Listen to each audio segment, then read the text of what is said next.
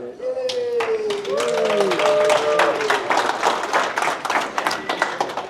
All right, well, I haven't thrown up in about 15 minutes, so can you hear me here?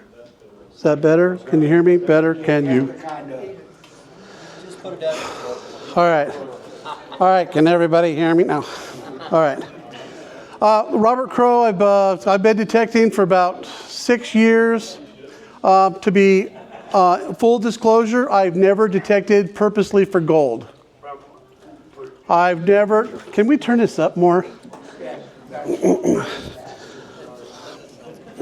Where's the headset? I want a Britney Spears thing. No, it didn't work. So you're on the microphone. All right. You're on the microphone here. Scoot up a little bit. Here. What happened? Lean forward, please. Oh. You're on the microphone. Got it? Whew. Okay, is that better? Yes. Okay, so I'll try this. It doesn't feel comfortable. So in full disclosure, I've never intentionally gone out detecting for gold. I learned how to metal detect when I was in South Carolina. And anybody that was at the Wasatch Gem Show saw a display of some of the things that I found. Found a lot of relics, a lot of coins. Probably my prized possession was a $1 gold coin that I found on the beach. So I love metal detecting, and the first day I got here, I was sitting right over there, and Kay said, "Oh, we're doing metal detecting. Robert's our guy." And I hadn't even paid my money yet. So anyway, so let's get through this. I'm going to talk about not just metal detecting, but like what is metal detecting and why is one machine better or different than the other. So first thing when we start talking about is the two different types of metal detectors. So most people here probably, how many people have a metal detector? Whew. Okay, who wants to give the rest of the class? Okay.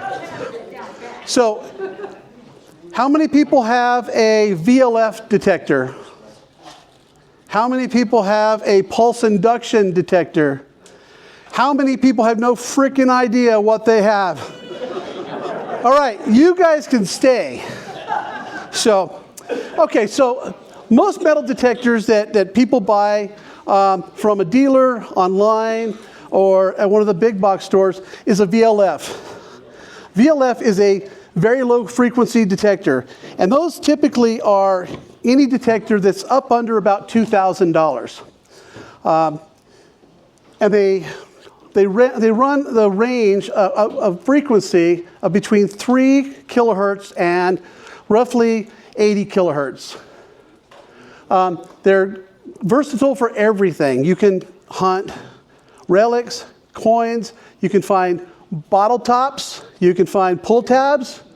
I mean, who's good at pull tabs? Nails. Do we have some nails back there? Good. We've got some nails back there. And like I said, what's that? Bullets. Oh, the bullets. 22 shells. 9 mil. What's the best bullets you've ever pulled up? Or casing, I guess. Lots of casing. So 30-06. I pulled a 50 caliber once, but it was a 50 caliber blank. So it was kind of weird, like where I was at. So these are cost effective to buy. Like I said, you can get into a detector for $100, $150, and they go up to, like right now, the Mind Lab Manicore is roughly $1,800, which is a multi-frequency, and we'll talk about that in a bit. So I got to put my glasses on so I can read this, because I cannot read sideways at an angle. So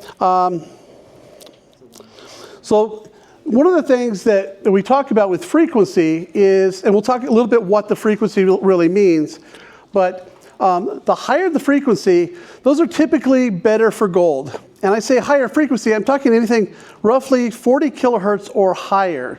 And you'll see that in the gold bug, not the gold bug, the Gold Monster 1000 and the Fisher Gold Bug 2. The lower frequencies pick up iron, nails, and stuff like that. But there's a lot that really goes into finding things that aren't just based on frequency. Then I talked about there's a multi-frequency level. So a lot of the new detectors, you'll see the Equinox series, the Xterra Pros, those are what they call a multi-frequency machine, meaning that they run on a specific 4, 5, 10, 20, or 15, 20, and 40 kilohertz frequency. And you can run those multiple, the program will run those simultaneously. Or if you're looking for specifically for gold, you can switch over to a 40 kilohertz, a dedicated channel. So I hope that makes sense.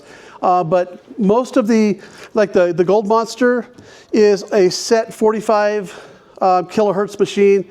The Gold Bug 2 is a 71 kilohertz machine. And you can't change those because they're not a multi-frequency unit. And the way the VLF works is it sends a magnetized, it's like a magnetized signal, and when it bounces down to the ground, it reacts at a certain frequency, and the machine will tell you kind of what it is through a visual or an audio signal. But there's a lot that goes into just metal detecting other than the frequency. I gotta get something to drink. I'm really nervous up here, guys. I could use a little applause right now, it would help. You're doing great. Okay, good. Whew. So a pulse induction machine is a higher end machine, and the way the pulse induction works is it sends down a pulse, and it actually receives the signal back through a disruption of the electromagnetic waves that work in there. These work on a single coil. We'll talk about coils a little bit later, but the VLF machines use a different kind of a coil, where the VLF machine, or the pulse induction machines, use a single coil that transmits and receives off that same coil. The advantage of a pulse induction machine, like it says down here, is it's not affected by ground mineralization. Now, where we go looking for gold, we typically see a lot of ground mineralization. And I'll cover that just in a minute. So, this talks about how these work. The search coil on the VLF machine generates a magnetic field when it's turned on. As you swipe across a part of the ground, it's going to send a frequency down into the ground. When the frequency hits an object in the ground, it's going to send generate its own signal and come back into the machine, called a electromagnetic induction. Once something picks that up, it goes into the control box of the machine, and then depending on the type of machine, whether it's an analog machine or a digital machine, it's going to process that signal and give its best guess based on the characteristics of that signal, and it's going to show you on the screen what that item probably is. For example, if it's a nickel on an Equinox 800, it's going to show up at about a 12 on your screen. If it's a penny, you're going to get a 22 or a 23. A quarter, the numbers go higher and higher. And again, with the pulse induction, it creates a really short magnetic field, and as soon as the pulse goes down and it starts to come back, the signal collapses and it creates a electrical spike. And that spike is just so small, we can't figure out, you and I can't quantify how fast a microsecond is, 1/millionth of a second. And that's going back and forth, many millions of times in a second. Like I just said, 1/millionth of a second, duh. And it comes back up, and then you get your signal, and it works very similar on in the control box, which is basically a small computer. These machines start at about $2,000, go up to over $10,000. These machines are typically used in Australia because people that live in Australia, they spend 10 grand on a machine and they can go out for a weekend or 2 weekends and they can pay for their machine. Everybody knows about Australian gold and how big some of the nuggets are. But imagine, getting, these really small nuggets like this, and you pick up 5 or 6 of them in a day. I mean, that adds up pretty quick. So that's what, if you go to Australia, you'll see that. A lot of people who are going to Alaska looking for gold also use the pulse inductions. And surprisingly enough, some of the lower-end pulse induction machines are sold at high volumes in Africa. There's a lot of gold found there. So we talked about frequency a little bit, but really, what is it and what does it matter? So a frequency is the number of waves that occur in a certain amount of time. So if you've got, for example, a 15 kilohertz frequency, that means the signal is transmitting and receiving 15,000 times per second. The higher the number, like on the Gold Bug 2, 71 kilohertz, that's 71,000 times per second. That's why a Gold Bug 2 is great for very, very small gold. And it talks about, the kilohertz typically for coins and other relics is somewhere between the 5 to 15 kilohertz, and the nuggets, or what we call little flakes, are going to be much higher than that. Even though there are some VLF machines that operate in the 17 kilohertz, but the coil design really gives them an advantage over some of the higher end machines. The Gold Bug tracker is one of those machines that has a very small coil. It doesn't have very much depth, but it actually is very good for finding gold over on the eastern slope or the western slope of Nevada. I've got a friend that has one over there. So here's the thing. How do coils work? So there's different kinds of coils, and I'm going to pass these around if you guys want. So they have, so this coil here, if you can see this one here, this is a concentric coil. So a concentric coil has, this is not round, but what this means is there's a coil on the outside, and it sends and it receives back through that same coil. So it could be round, it could be oblong, but it's still a concentric coil. As opposed to a concentric coil is what's known as the double D coil. So if you look at this, it looks like 2 Ds back to back. Well, one of the side of the coil is a transmit coil, and the other side is a receiving coil. And why that's important is for the way this thing operates. So we're going to just put the small coil away because we know very small coils can't go very deep, but they're very important with when we're looking for gold. But a concentric coil, imagine one of those waffle cones. It comes down to a point like this. So you've got your coil, which is flat, and it comes down almost to a point. So everything within this area can be found using one of the concentric coils. The double D coil actually comes down as a big thin line. So as I'm using my double D coil, it's got a wider path, but it's very narrow. But if you're swinging side to side, which is what obviously when you're detecting, you're going side to side. That coil is actually going across. Imagine like a 2x4. You're just cutting it straight down. And the depth of the coil, how deep a coil you can find things depends on also the construction of the coil, but also the settings in the machine. Have I confused everybody yet? Okay, I'm confused. So basically, this is what I was talking about. You've got this very, very thin slice as you're looking at it sideways, straight up and down, but sideways, it cuts out a very wide path. That's why when you're hunting, you're doing relic or coin hunting, and you're doing a big field, people have these large 15-inch, 20-inch coils because they can cover large swaths, and you get much greater depth with a giant coil. But for gold, that's not necessarily what we are looking for. Yes? Since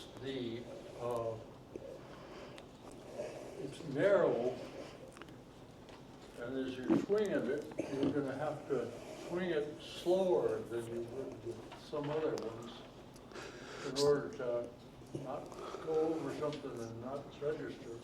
So yes and no. So depending on the machine, for example, I know all of the, because I'm a Mind Lab guy, and on the Mind Labs, there is a setting that it talks about your swing speed. Some people like to swing fast, some people like to swing slow.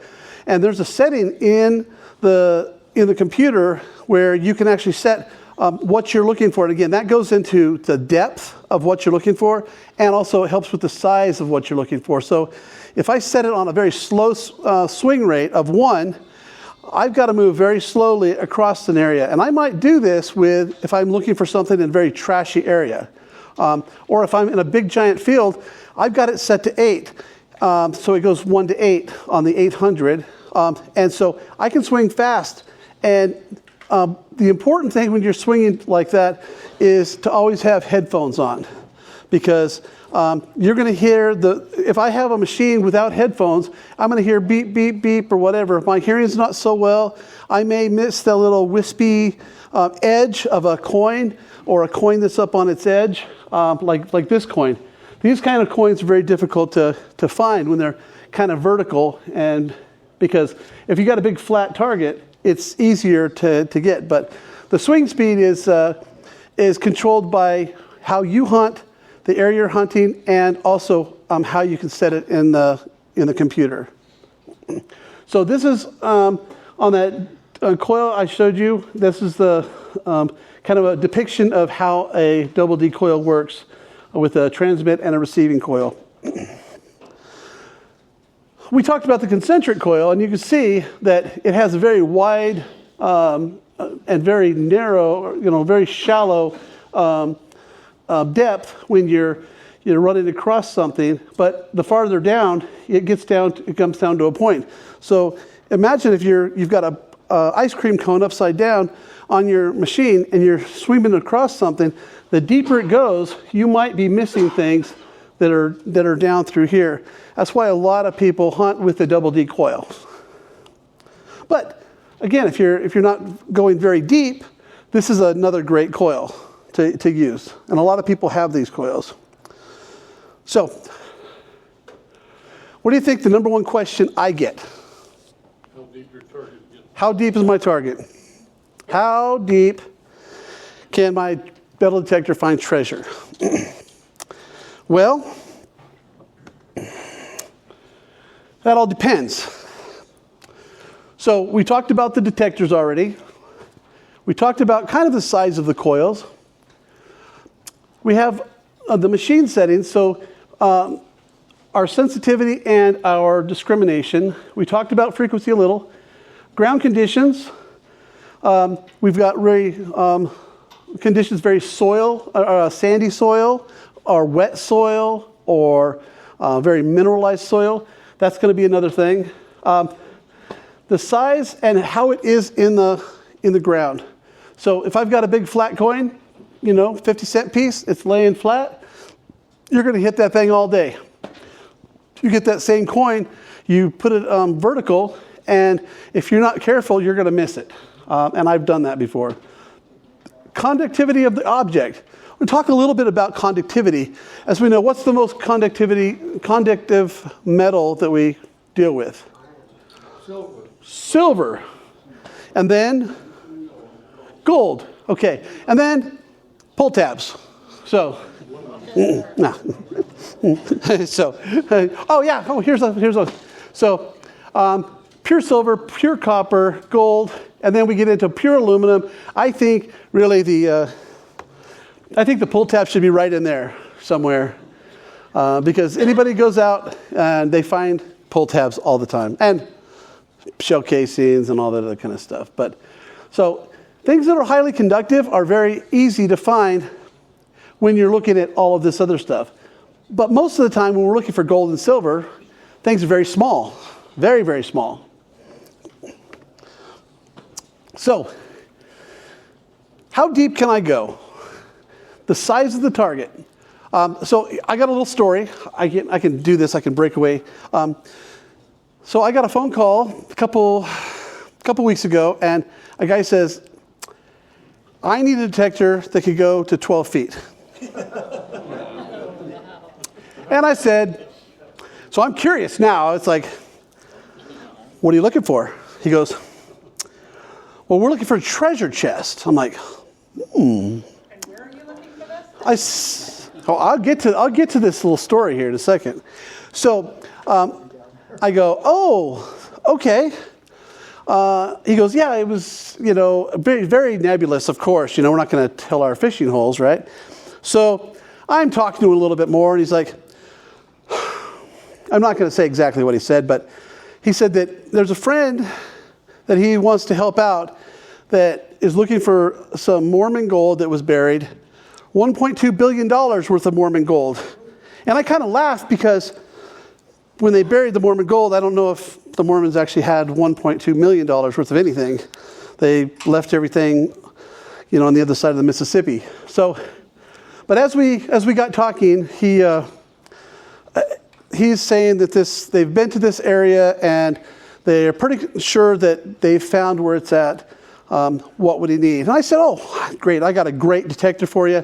It's $6,000. He's like, wow, that's a lot of money. I go, well, you're looking for $1.2 billion in gold. I mean, pawn your car or something. And as the story goes along, he's like, can I rent a detector? Yes, it won't go 12 feet in the ground. And the long story short, I said, I'd rent you my detector for $75 a day, and I won't go with you, but here's the thing. Here's the funny part. You don't want to ask him where it is. I mean, you want to, but he's not going to tell you. A lot of these machines have GPS on them. You kind of neglected to say that, didn't you? Well, it wasn't a question. So I was never asked if it had GPS or not. But so anyway, the target size. If you're looking for a treasure chest, there are devices out there. There's some pretty good sized detectors that are like a 2-part detector, more like ground penetrating radar-ish. But 12 feet, it better be a big box of gold. So small targets are harder to find than larger targets. The shape of a target is also another factor. Again, a little nail is harder to find than a big nail. But I promise you, every time you go out, you're going to find both little and big nails. Coins, round coins, thin silver coins. I mean, the smaller and thinner they are, they don't conduct as much. So, and the way things are laying in the ground. One of the things that I've gone through and I've dug some really nice stuff. And one of my secrets is, after you dig the hole, check it again, because I found 2 coins, 2 very, very beautiful coins, a half dime and a trime in the same hole one day. And they're little, they're smaller than a dime, and they're so very thin. And then we talk about target material. Highly conductive materials, metals, can be detected deeper than low ones. So we kind of talked about coils a little bit, but and I hunt with multiple different coils all the time. So on my Equinox 800, I have a 6-inch coil. I have a 5x9 or 5x10 elliptical coil. I have 11-inch coil and a 15-inch coil. Because depending on where I'm at, I may go from a really rocky area or places that have a lot of brush that it's really hard to get around, to a big wide open area. And so if I'm looking for relics or coins, I'm going to want the to find the biggest coil that I can find to go out there and find what I'm looking for. So a large coil, it gives you, it says, you know, you can find deeper gold nuggets. We're not looking for gold nuggets in Utah. If you want to find gold nuggets, go to California or Western Nevada, Alaska. So we're going to find really little things. But the biggest thing with a big coil is they're very sensitive to hot rocks. So, you know, hot rocks is anything that is mineralized that is that will give you a false signal. So a lot of times you'll get a really great signal, you'll dig it, and it's a rock that is just hot. So disadvantages of a big coil is you miss a lot of little small things. So and so masking. So what masking is it says more susceptible to masking. When you've got a nail and a coin or a nail and a piece of gold in the same hole, you're going to get they're going to mask each other. So you may swing across and go, oh, I've got a nail, but in reality, you've got a nail and a coin, or you've got another object in there. The large coils aren't very good at discriminating that. But we'll talk about some of the machines and how that discrimination works pretty well. It requires deliberate sweep. So as you're going with the big coil, just imagine, put your hand out, and you're walking across the snow, and you put your hand out, and you sweep across. And if you're not sweeping exactly right over the top, you're going to miss a lot of areas in between. So small coils have a great advantage in trashy areas. If anybody's been out to the ghost towns, I've been around in South Carolina around a lot of old plantations, tenant houses and stuff. When they tear that stuff down, they've got everything in the ground. They've got nails, copper, aluminum. They've got any kind of metal that you can imagine is in the ground, along with whatever treasures might be there. And a small coil is easy to get around into those areas and help discriminate around to find the treasures. And they're great for finding very small targets. And then pinpointing. So if you got a small coil, again, we've got on this gold bug tracker, you see it's got this little 4-inch coil. And if you're going across and you find a signal, you know that your target can only be in this one little 4-inch area. So it makes it a lot easier than if you're swinging one of the bigger coils. Disadvantage? Well, disadvantage is you can only go so deep with one of the small coils. I think the bigger disadvantage is it's a small coil. You have to be sweeping around to get the coverage that you need. In gold prospecting, I think this is an advantage because, you know, the way I see, and again, I've watched the videos. I haven't gone out there like I've said, but if we're up at one of the claims and you're following a little trail or you're following whatever area you think might be gold, you're going to be using your coil in a real small area. And then you get a signal, you're going to actually want to go down on it with, you know, a tool or a pinpointer or something like that because you're going to find something, you're going to want to dig it out of the ground. So I think these small coils really have an advantage with the claims and stuff that we do within the club. Time for a refreshment break. So we spoke about ground conditions, and we talk about mineralization. So there's a lot of stuff that interferes with the electromagnetic field of a metal detector. And that can be iron, that can be zinc, that can be a number of different metals. And what that does is when you send a signal down, it's like masks it or puts a force field out there. And instead of hearing nothing, you hear everything. So mineralization is a huge, huge problem in a lot of areas. I've hunted up in Virginia, and you would imagine that, you would think it's just farmland, but the soil is so mineralized, some metal detectors can't even be used up on some of those Civil War sites because of the mineralization. Now, ground balance is something that we do when we detect. Anybody that's going to be coming out for the demonstration at the picnic, I'm going to cover all of this. We're going to circle up, and everybody's going to have their detectors, and we're just going to talk about, okay, we're going to do a ground balance. This is how you do it. But now we're going to talk about why we ground balance. So some machines have an automatic ground balance.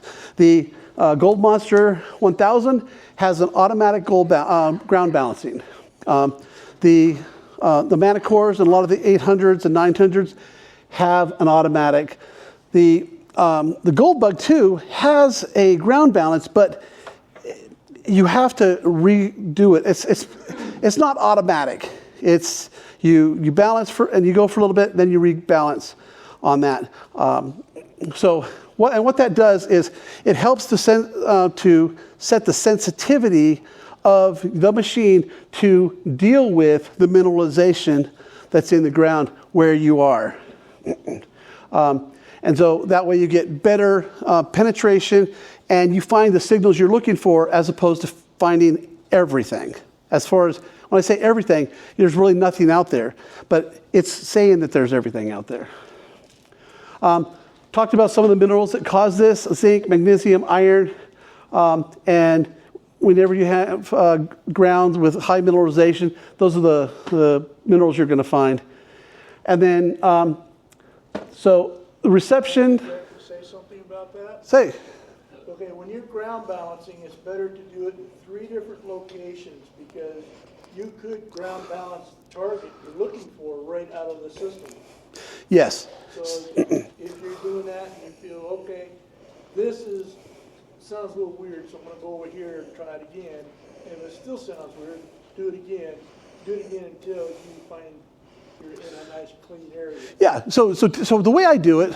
Ground balance out what you're looking for. Exactly. So the way, and this is what we're going to cover when we go out there. But whenever I go to ground balance, I'm always looking for the most clean area. So if I'm out here and I get a signal, I get no signal. I have no signal. This is where I want to ground balance, right here. Because typically, that means, my machine is open wide right now. And again, we'll talk about that when we're out in the field.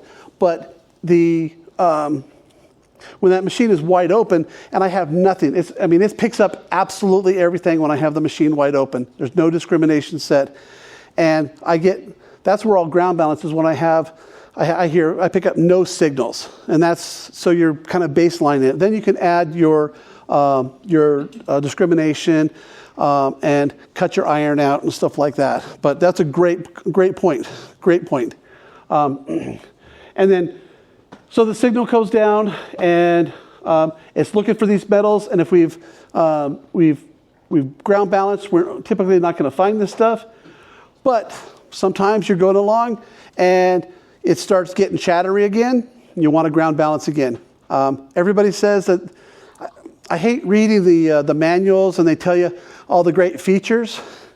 But unless you have a machine and you take it out and you learn that machine, all of the marketing materials that the manufacturers put out don't mean anything once you're in the field. So it's a good place to start, but once you learn your machine, that's where you're going to get your experience. Another thing too, learn your machine from your manual every year. Kind of pick up a little tip here and there. Because over the time of winter time, you kind of lost a little bit of that. And your machine has aged a little bit too. Something else. So on that note, and that's a great note, there's a lot of stuff out there on YouTube and TikTok and stuff like that. There's some very good people that are out there, but everybody has a camera. And they talk about, this machine did this and this machine did that. And always use, that knowledge with a grain of sand, because I've detected, when I was in South Carolina, I was detecting almost 40 hours a week. And I found some nice treasures. Some of you folks that were at the mineral show saw the treasures that I had in that box. But there are people that go out and do a video for a day, and they end up with 5 coins and this and that. I don't know how realistic that is, but I'm just saying, keep everything with a grain of salt. Question? Yes. Do this over time, or do machines lose the ability to calibrate, to be less effective? So, there is some loss, and I'm not sure exactly what that loss is. One of the things that, again, it's another story. I was out and things started getting chattery. I reset the box. I reset my machine. Everything was still not working, and I took the coil. My buddy says, "Hey, have you cleaned your coil cover?" And I'm like, "What are you talking about?" And these come off. This is a protective cover. This is your coil right here, and it's in epoxy right here. Your wires are all in there, and when that gets all gunked up with sand and other junk, you start getting all chattery, and you're like, I don't know, either I'm drunk, could be, or I've lost something in the machine. And you know what we do whenever we have a problem? We reset everything and we start from zero. So knowing the little tips about being able to take your coil and do maintenance on your coil and keeping that clean. So every time I come back from hunting, I don't care if it's in the desert or anywhere, I take the coil, I spray them all off and dry them out and put them back away for the next time. Because imagine if you got some of these zincs or some of this mineralization inside your coil. That's going to drive you bonkers. And don't leave them wet when you put them away. Yeah, you never leave anything wet. Yes, sir. Another thing that you have to take into consideration is wires over time can become damaged that connect from the coil to your actual machine. Yeah, there's a lot of stuff that could go wrong, isn't there? So that just means you have to call me and buy a new machine. Okay. I tried that. It's a trial close. Don't worry about it. So we talked about setting the ground balance to help counteract the high mineralization. We adjust our settings in our machine to kind of help. We change our sensitivity levels. And if it's really highly mineralized, it's going to be just a hell of a day. So, and then, yeah, you've got a ground balance. You just have to ground balance. See, this is something that I found on the internet. So they found that up at our claim, they say. So how do you find gold? Well, joining the club's the first thing, because location. You can go out here, and I bet you $1 million if we go out here in the backyard and we start digging, we'll find gold. There's gold everywhere. It may be very small. We may spend $1 million trying to dig a big hole to find it. But finding a good location is what we're looking for. And then having the right detector to find gold is really important. And the things you want to look for is the frequency of the machine, the discrimination and the sensitivity settings of the machine, and your coil design. And then you want to use the right tool for the right job. If we're going to go out and we're going to start digging a foundation of a house, that may take you a while, but that's what we're going to want. So it's the same thing. That's what that machine is what I take when I go metal detecting. So if anybody know who Steve Hirschbach is, he's a detector prospector guy. He does stuff forever. He had a great review of the two machines we're going to talk about, the Gold Bug 2 and the Gold Monster 1000. So this machine has been out since '95, and it's found a lot of gold. And it operates at 71 kilohertz. It has the elliptical, the 6-inch elliptical, and you can also get a 10-inch elliptical with that, I believe. He's found gold pieces less than 1/10 of a grain. I had to look up how much 1/10 of a grain was. And it's really small. Really, really small. But he's had a digital scale, and he's put those little flakes and stuff that he's found on his scale, and they wouldn't even register. So I'm not going to read all this to you, but you can see the size of the nugget or the gold flake. and you find out what coil and stuff like that. And that's how deep you can find how you find gold, how small a gold. Now, one of the things that we talk about that, and we talk about, but one of the things we talk about is like personal experience, is how patient are we? A lot of us aren't patient. And when it comes to finding gold or any other treasure, we have to be patient and persistent because, a lot of times, did anybody here see the TV show The Detectorist? Oh, The Detectorist, okay. You got to go look on it. It was a BBC show, and it's two guys who go out metal detecting. And it's a comedy, and it's hilarious. And it shows you about that persistence that they have, or the lack thereof. But being patient and being persistent are the things that you need to be a successful gold detectorist. So the Gold Monster 1000, it's relatively inexpensive as far as detectors go, and it's specifically designed for gold, specifically. It is still a VLF machine. To get a machine that moves up the SDC 2300, the price tag on that machine, which is a PI machine, is about $3,600. This one, like I said earlier, runs on a 45 kilohertz. It has auto ground tracking and sensitivity settings. It's a very simple machine. When we're finished tonight, you guys can come up here and push all the buttons if you want. It does have the automatic ground tracking, which, like I said before, I don't trust anything that says automatic. But I always want to make sure that I always check and double check that.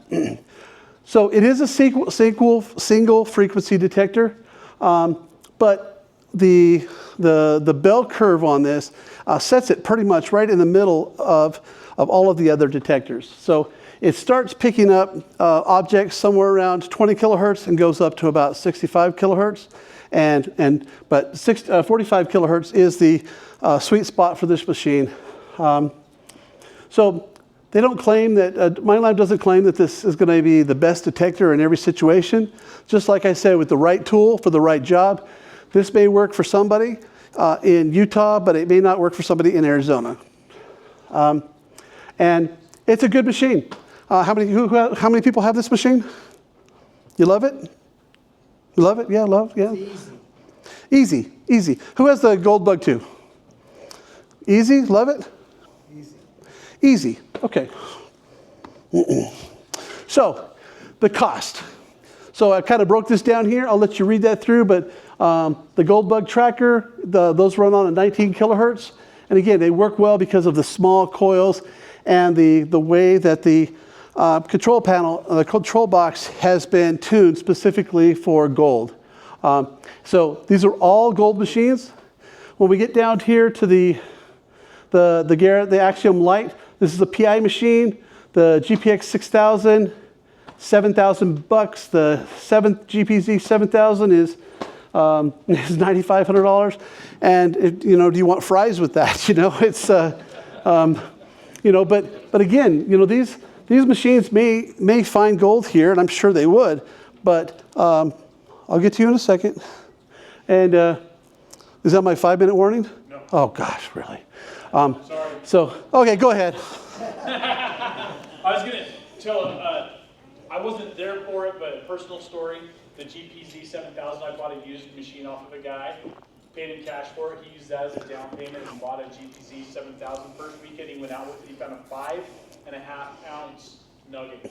The first weekend he took his GPZ 7000 out. Let's see. He's a master detectorist, but I will tell you, he found I have a picture of it in my hand. It's almost the size of my palm.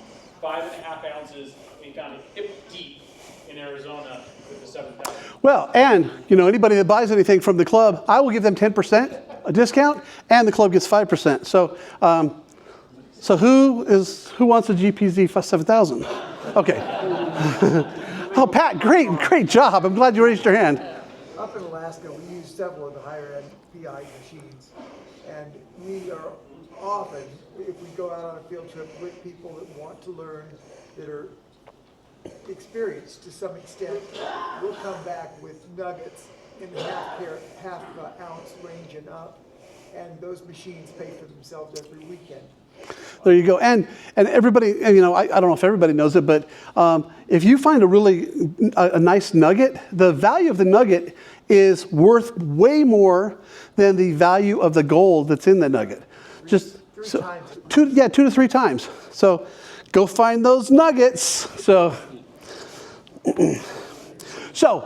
I was like, besides our claims, I'm like, where can we go find gold? Everybody's asked me, where do you find it? Where do you find it? Where do you find it? I go up Little Cottonwood Canyon. They got gold there. I don't know if they do or not, but I'm not getting down in the water. So anyway, Rye Patch is just outside of Reno, I think. Yeah, is that outside of Reno? Just north of. Okay, good. Whew. I'm good with that. So it's a state park, and they let you do it. They let you go out there, and but you know, metal detectors and the dry wash techniques. And if you need a dry wash scraper shaker thing, he's gone already, but you can call me. I'll get you hooked up. So, and then where it all started, the American River. This is 750,000 pounds of gold was found there. And that was by 2 people. Huh. So you can go up there and you can go panning, but it is California, so they keep 114% of what you find. But it's kind of cool. So Lynx Creek, Arizona, never been there, but there it is right there. Looks pretty cool. Cache Creek, this is between, so Colorado Springs is here, and South Park is up here. Anybody seen this TV show, South Park? It's not real, but South Park is actually up over here. So, but you can go up there and, you know, do what you got to do. So, the important part of the thing. So as detectorists, as in everything else that we do, people are always looking at us. And if we screw something up, it affects 1,000 of us. So we need to make sure that we follow all the rules, regulations, laws.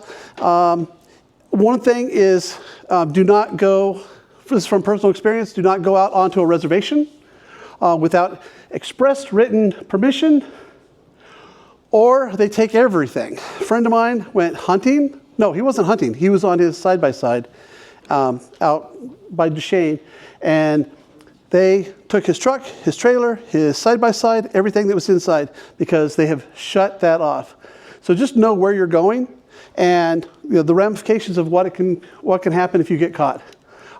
If you pack it in, pack it out. If you go through a gate and it's open, leave it open. If it's shut, make sure you shut it. Fill in your holes. So we've lost permissions in South Carolina because these jackwads will come in and they'll dig big holes and they won't fill their holes.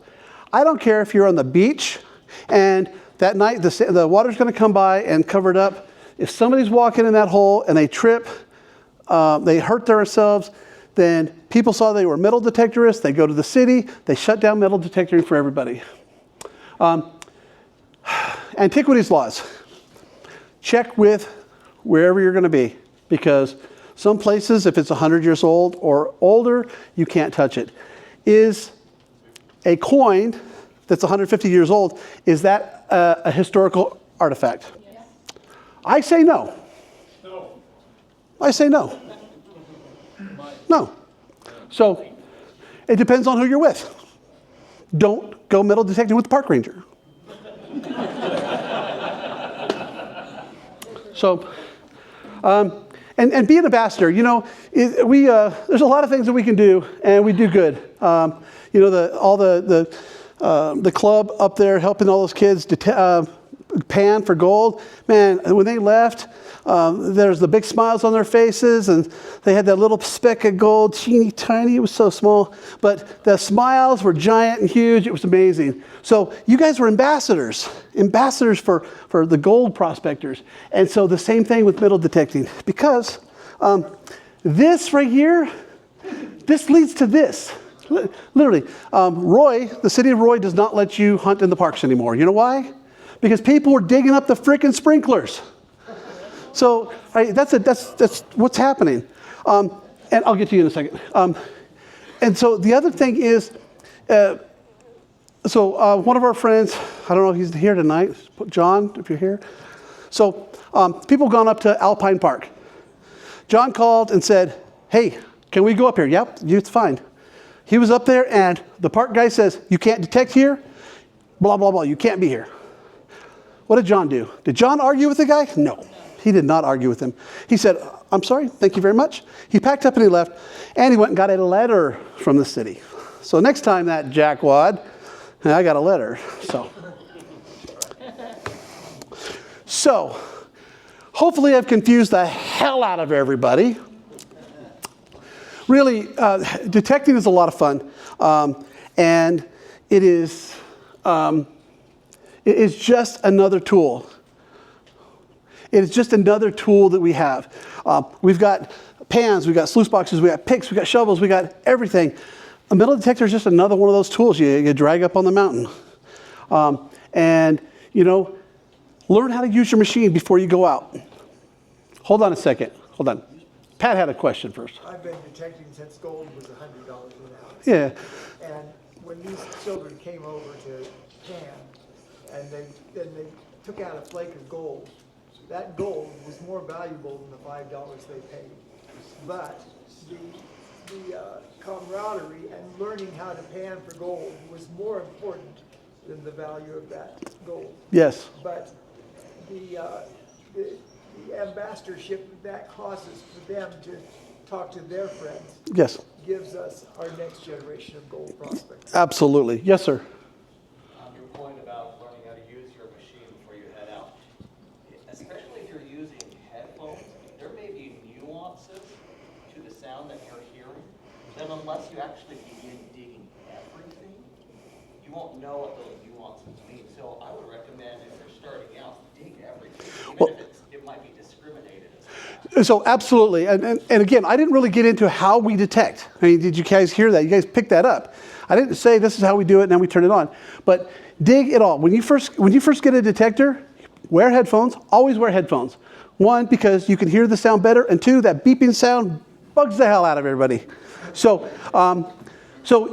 learn how to use your machine. Dig everything, because you're not going to know what a nail looks like and it sounds like and the number that comes up on your machine. So you're not going to know what that is until you actually dig it. Learn. Create a sample stick so that you can kind of retune yourself every year. Like do a nickel, a quarter, a dime, and a nail, a bottle cap. We're going to do that. Tap. We're definitely going to be doing that when we get out in the field. Learn how to dig a proper hole. If you go to a park or somebody's house, make sure you know how to cut a plug, pull it out, pull your treasure out, and put the plug back in like nobody was there. Otherwise, if you dig a hole and you dig all the way around and you put that plug back in the ground, that if it gets a little bit dry, they run the mower over the top, it gets sucked up. Again, be a good steward. Now, the summer picnic. I'm probably going to talk a little about what Phil said, but we're going to actually have people helping you with your machines. So everybody has to come with their machine, and it's going to be kind of chaotic, but people that are experienced, we're going to try to pair up with those that are less experienced. We're going to have sample fields. We're going to have a farm, our garden is what I call it, where you can go out and you'll have a nickel, penny, dime, all that kind of stuff, and you'll be able to see what your machine does, what it sounds like, and when to dig it, when not to dig it. And then we're going to bury some coins, and we're going to let people go out. Have a practice field and a competition. I'm trying to get a representative from Fisher to come out and talk about the Fisher products at the thing. And something that nobody knows about yet, but I'm going to donate for everybody that detects. I'm going to donate for a raffle a detector. So there you go. More than $200. Yes, sir. This is kind of off the subject. What kind of machines do they use when they're detecting for mines? We don't detect for mines. No, I don't. Yes, they're very specifically tuned for mine work. Mine lab, that's where the name mine lab came from, because they were at the forefront of mine clearing technology. Mine lab actually makes detectors that they donate to countries like Vietnam, Thailand, a lot of countries that have leftover mines. So, what? Yeah, we don't do bad. We don't look for, if you find a mine, stop, don't touch, leave the area, and tell an adult. The Eddie Eagle Gun Safety Program works for mines. Yes, sir. If you find a mine, tell your mother-in-law to walk out in the field. And on that note, thank you very much. If you have any questions, please come and talk to me.